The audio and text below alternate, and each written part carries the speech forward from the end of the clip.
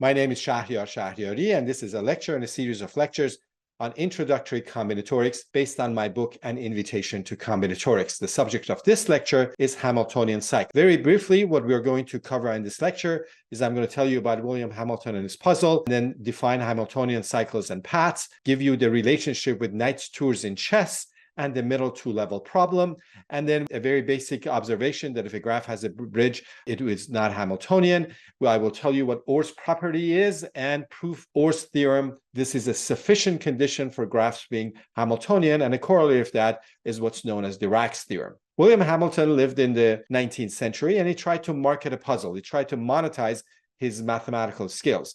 And what he came up with was a graph that was made up of vertices and edges of a dodecahedron. Think of a soccer ball that's tiled with 12 pentagons. This is one side of it. There's another side of it in the back. He wanted you to start at one corner of this dodecahedron and move along the edges, visit every corner exactly once, and return to the original corner. Now, he wasn't going to ship you a whole soccer ball, so instead what he had was that a planar drawing of the vertices and edges of that, which would be something like this. So this has 12 faces, all of which are pentagons. One of the faces is the outside face, but the point is that here's a graph that you have, there's vertices and edges. Can you start at a point, go through every vertex exactly once, and come back to where you started? Spoiler alert, you can. So you might want to stop the video and try to do it yourself. But here's one way. You start at the top left corner and then go counterclockwise around that second circle, then go inside and do a clockwise, then come outside and go around. And now you've got what's called a Hamiltonian cycle, a sort of the biggest cycle that you could possibly have in a graph. You don't have to go through every edge, but you have gone through every vertex exactly once. You did not repeat any vertices or any edges, and you started and ended at the same place.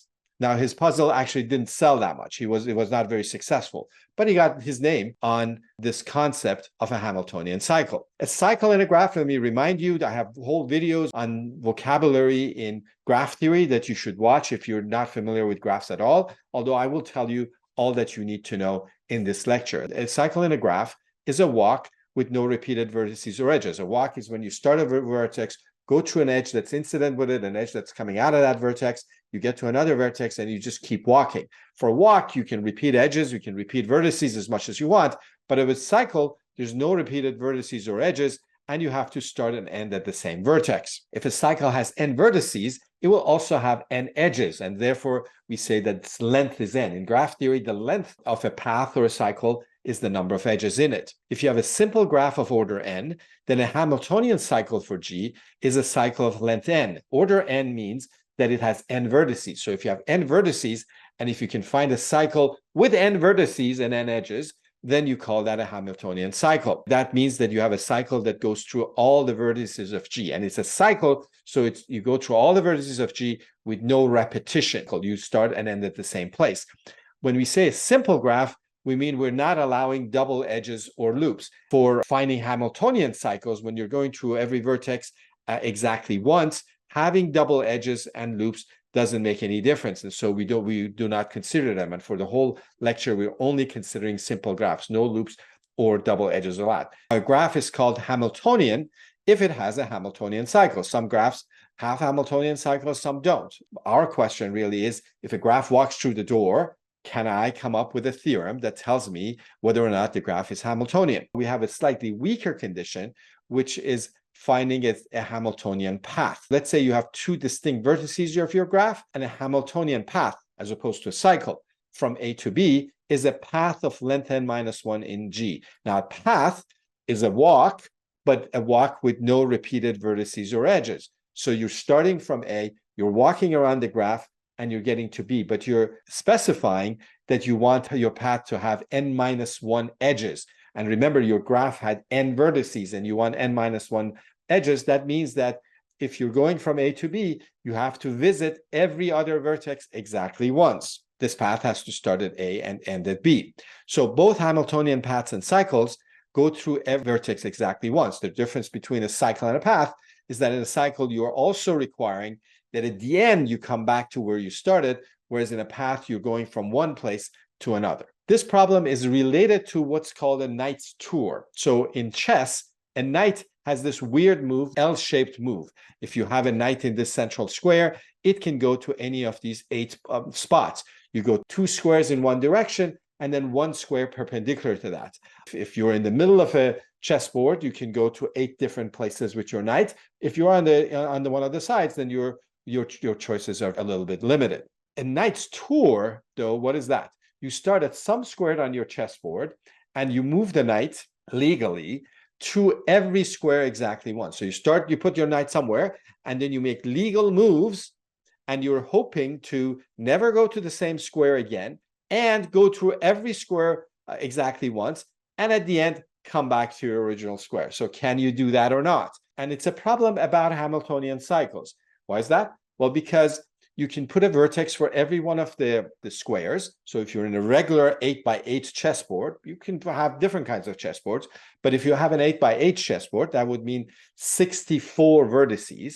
And you make 2 vertices adjacent. You put an edge between 2 vertices.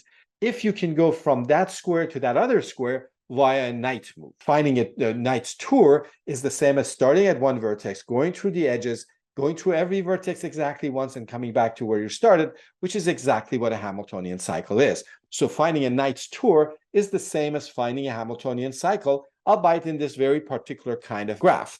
One of the earliest solutions that we know of was by Al-Adli Arumi around in the 9th century, and he gave a solution for an 8x8 board.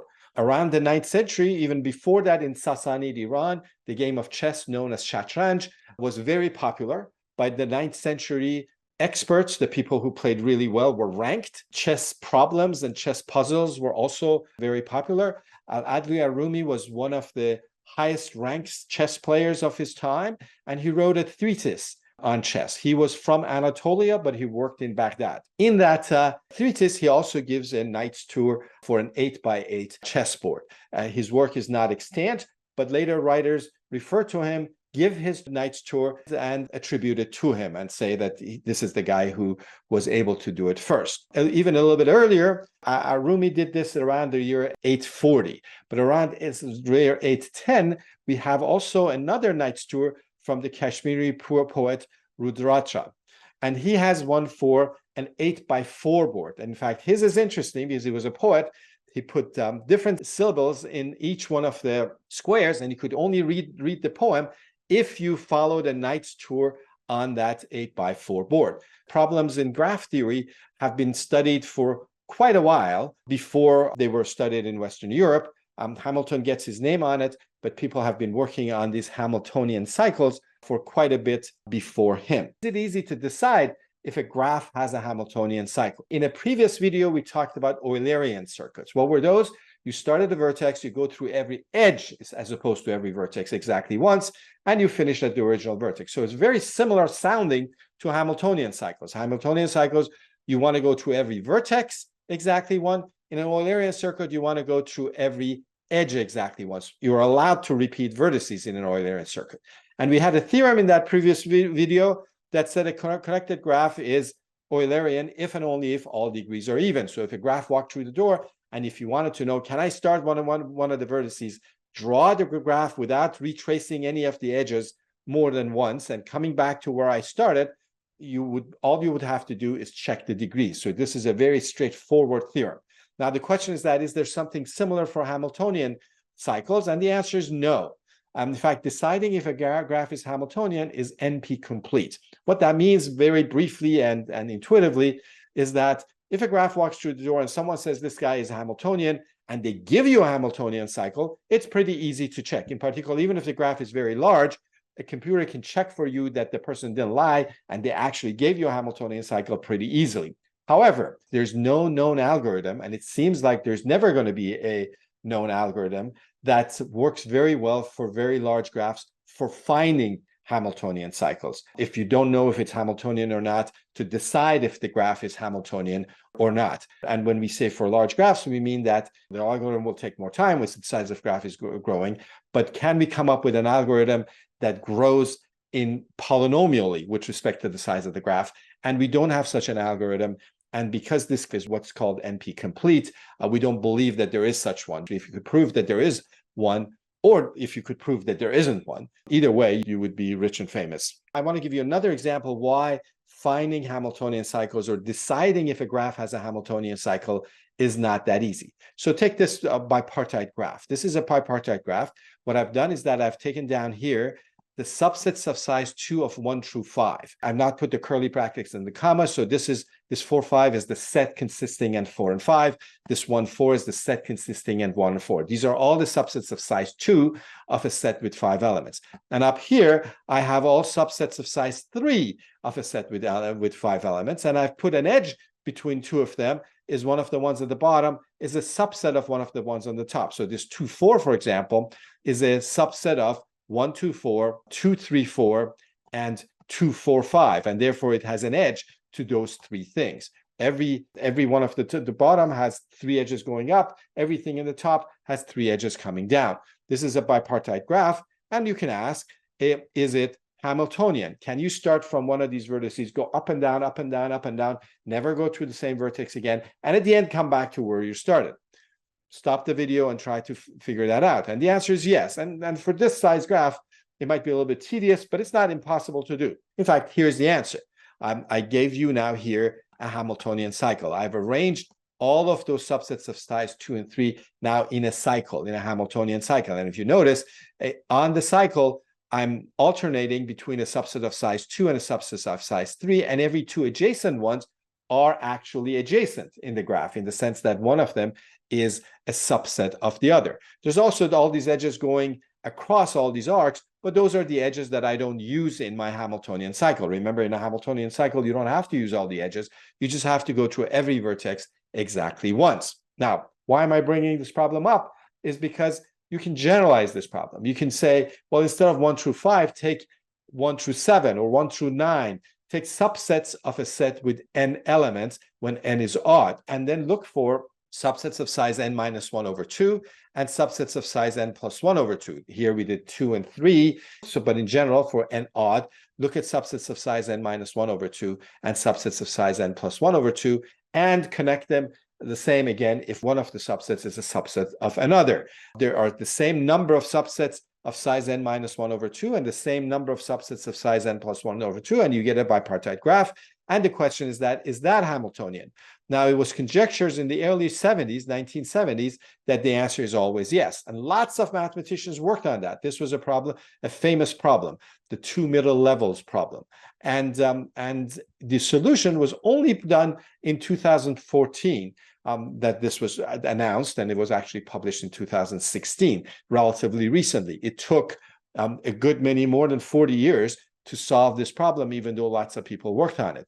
If there was a nice theorem that would tell us if a graph is Hamiltonian, if and only if blah, then this problem would not have been this hard. So I'm giving you evidence that deciding if a graph is Hamiltonian or not is not an easy problem. So first, let's give a very straightforward, easy, necessary condition. A bridge is an edge, I'm reminding you. If you remove it, that the number of connected components of your graph increases. So if your graph is connected, if you take it out, then your graph will become disconnected. But if the graph already has 2 connected components and you have a bridge, if you take that bridge out, then you'll end up with 3 connected components. So for example, this graph, the edge between V and W is a bridge, because if you take it out, the graph gets disconnected and has 2 connected components. Now, here's a very straightforward proposition. If you have a bridge in a connected graph, you're not going to have a Hamiltonian cycle. Why? Well, the proof is very straightforward. Stop the video, just tell me why that is yourself. But here's the argument. You have to cross the bridge twice. If you start on one side and you're going to go through every vertex, so at some point you have to cross that bridge, get to the other to take care of the vertices on that side. But then you have to come back. So you'll have to go through that bridge twice, and that's not allowed. Now, a graph with a bridge may have a Hamiltonian path, but it doesn't have a Hamiltonian cycle. Like, for example, the graph we have does have a Hamiltonian path. Start from one side, take care of the vertices on that side, then cross the bridge, and then take the vertices of the other side. Okay, now I want to give you a sufficient condition. This is the main theorem of this video, is to give you a condition that if true, then you're guaranteed that without checking other things other than the condition, that you will have a Hamiltonian cycle. Before that, let me remind you what the degree of a vertex is. If you have a graph and V is a vertex, then the degree of the vertex, that dig V is the number of edges incident with it. It's the number of edges that comes out of that vertex. That's called the degree, or sometimes valence of that vertex. So now what's the OR property? The OR property says you start with a graph of order n, that means n vertices, a simple graph, no double edges or loops allowed. G satisfies the OR property if, for each pair of distinct vertices, look at every vertex x and y, one of two things must be true. Either there's an edge between them, either xy is an edge, or the sum of their degrees is greater or equal to n. Now, the theorem that we want to prove is that if a graph has OR property, then it's Hamiltonian. I have to say that it has at least 3 vertices, and that's what we will prove. Let's think about this OR property just a bit. By the way, Øystein Ore was a Norwegian mathematician, got his education at the University of Oslo, but then moved to Yale, where, for example, he was the thesis advisor for Grace Hopper, a pioneer in computer science. Let's say you have a graph with 100 vertices, and let's say that it has the OR property. And let's say also that you look at one of the vertices and that has degree 10. So what does that mean? This one vertex is connected to, has edges to 10 other vertices. So that's 11 vertices. The other vertices are 89. So this vertex that you were looking at does not have an edge with 89 other vertices. So each one of those 89, its degree together with the degree of this guy, which was 10, have to add up to 100 or more. So those 89 vertices will have to have degree at least 90. The OR property, really what it tries to do is to balance a vertex of low degree with lots of vertices with large degree. If you're trying to find a Hamiltonian cycle, more edges doesn't bother you. More edges are just helpful. They're not going to get in the way because you don't have to use them if you don't want to. Just, don't use them if you don't want to, but they're there if you want them. The more edges you have, the better. For example, if you have the complete graph, it of course has a Hamiltonian cycle. So let me state the theorem now. This is a theorem from 1960. If you have a simple graph with 3 or more vertices, and if it satisfies the OR property, then it has a Hamiltonian cycle. Let me give you the structure of the proof. We're going to prove this by contradiction. And we're going to do a sort of an induction proof, but it's stated a little bit differently than maybe you're used to, although this is a very common way to do induction in combinatorics or abstract algebra. Assume that there are graphs of order n with the OR property and no Hamiltonian cycle. That's what proof by contradiction means. We're assuming that there is a counterexample. There's some graph out there that has n vertices, has the OR property, and it has no Hamiltonian cycle. That would be a no-no. That would be a bad thing. Well, look among those, all those counterexamples, but pick the one that has the maximum number of edges. I mean, there has to be one that has the maximum number of edges. It can't be that you can just keep adding edges, because eventually you'll get to a complete graph, and that does have a Hamiltonian cycle. So there got to be some graph that has the maximum number of edges. Maybe there are more than one, but just pick one of them that has the maximum possible number of edges without having a Hamiltonian cycle. Note that this graph has a very peculiar property. If you add any edge to it, then, well, the OR property stays put, because adding edges is never going to hurt you in terms of the OR property. But then this graph has to become Hamiltonian, because it's a graph with OR property that has more edges than that one guy that has supposedly the most number of edges for a graph that has OR property but no Hamiltonian cycle. So if you add an edge, then that graph becomes Hamiltonian. Okay, so what? So pick 2 vertices that are non-adjacent in your graph. Now, there has to be one because it's not the complete graph. And add the edge yz to your graph. And as we said, that will give you a Hamiltonian cycle, because this graph that we were looking at, this graph G that we have picked, has the property that has the most number of edges for a graph of that size without a Hamiltonian cycle. So if you add another edge, you've got to get a Hamiltonian cycle. That Hamiltonian cycle, if it's a cycle, you can start wherever you want, but you are going to go through every vertex, y, x2 through xn, and then back to y. And I called y also x1 and z also xn to just make sure we know that there's n vertices. Now, y is the first one, n is the last one, and this is a Hamiltonian cycle that goes through all of them. But that last edge, zy, was a made-up one, was not one that was there already. So in the original graph, when you don't have that zy, you have a Hamiltonian path from y to z. Now, I'm not saying that every graph has a Hamiltonian path. I'm saying that if this theorem was wrong and there were counterexamples, then among the counterexamples, if you pick the one with the most number of edges, then that one would have a Hamiltonian path. And a Hamiltonian path means that all the vertices of the graph, we're looking at them. They're sitting on that path exactly once. Okay, so where are we at? We are trying to prove that if you have the OR property, you have a Hamiltonian cycle. And we have looked at in the counterexample, we're proving by contradiction. We took the one with most number of edges, and we know that this graph has a Hamiltonian path. So here's the Hamiltonian path, x1 through xn. The x1 is called y also, xn is called z. There's a Hamiltonian path between them, and then there's some other edges between those guys going in and out. Now, this is what I'm going to do. I'm going to let the set nz be the neighbors of z, whoever z is connected to. Z is connected, for example, to xn minus 1 for sure. It's definitely not connected to y, but it's connected to some other ones. So whatever they are, make that nz. Now, how many things are in nz? Exactly degree of z. Degree was the number of edges that come out of z, and so the number of neighbors of z is the same as degree of z. Again, this is a simple graph. There's no double edges or loops. Now, for y, I'm going to do something a little slightly different. I'm going to define what I mean by a buddy of a vertex. A buddy of a vertex v, if you look at v and say, who is your buddy, is the vertex that comes right before it on the Hamiltonian path. So for x5, its buddy is x4.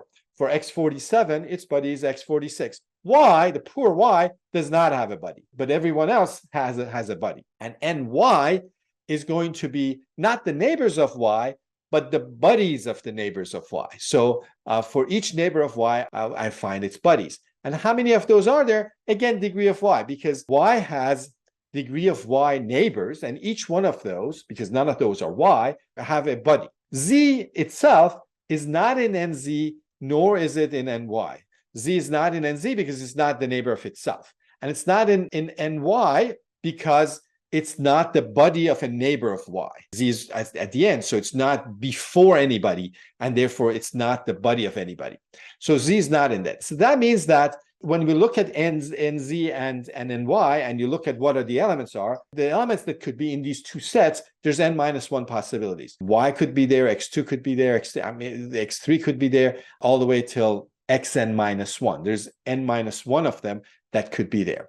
However, we know that by the OR property that the degree of z plus the degree of y is at least n. So that means that the size of these two sets, when you add them up, the sizes add up to n, but there's only n minus 1 guys that you could have put in these. By pigeonhole principle, this means that there got to be at least one element that's in both. That's in both in nz and in ny. So what does that mean? There's some vertex v that's a neighbor of z because it's in nz, and it's not necessarily a neighbor of y, but it's a buddy of a neighbor of y. Okay, so hold on to that thought. So again, G is a counterexample. There's a Hamiltonian path from y to z, and z was the neighbors of z, and y was buddies of the neighbors of y, and a buddy is of a vertex is the vertex right before it on that Hamiltonian path. And we have just argued that there's a vertex v that's both a neighbor of z and a buddy of a neighbor of y. So here's a picture. I've drawn my Hamiltonian path from y all the way to z. There's no edge between z and y because it's not a Hamiltonian cycle. This was a counterexample. It's a graph that has the OR property but does not have a Hamiltonian cycle. But I do have that Hamiltonian path, and I've got this v here, happens to be the jth vertex. That's a neighbor of z. That means there's an edge between that and that. And it's not a neighbor of y necessarily. Maybe it is, but I don't care about that. What I care about is that it comes right before something that is a neighbor of y. V is the buddy of xj plus 1, and xj plus 1 is a neighbor of y. But if you look at that, then that is giving me a Hamiltonian cycle. So what's the Hamiltonian cycle? Start with y, go all the way on your Hamiltonian path to v, then v was a neighbor of z, go up to z, then come back around the Hamiltonian path to xj plus 1, the vertex that v was a buddy of, and then that guy is a neighbor of y, and you complete your Hamiltonian cycle. So you got a Hamiltonian cycle, and that's a contradiction that proves the theorem. This is a very nice proof. You want to go over it, maybe stop the video and try to reproduce it one more time and think through how it worked. A corollary of that was actually proved earlier in 1952 by Dirac. Dirac is stepson of the famous physicist Paul Dirac. He was born in Budapest, but moved to England when he was relatively young. What it says is that if you have a simple graph of order n greater or equal to 3, if every vertex of G has degree at least n over 2, you just check every vertex. What's your degree? How many edges come out of you? If it's at least half of the total number of vertices, then automatically it satisfies the OR property, because every two vertex, their sum of the degrees will be greater or equal to n, regardless of whether or not they're adjacent or not. Then the graph is Hamiltonian. And this is the end of this lecture. Please like and subscribe if you would like to see more undergraduate math videos in your feed. And keep hydrated at all times. And I will see you at the next lecture.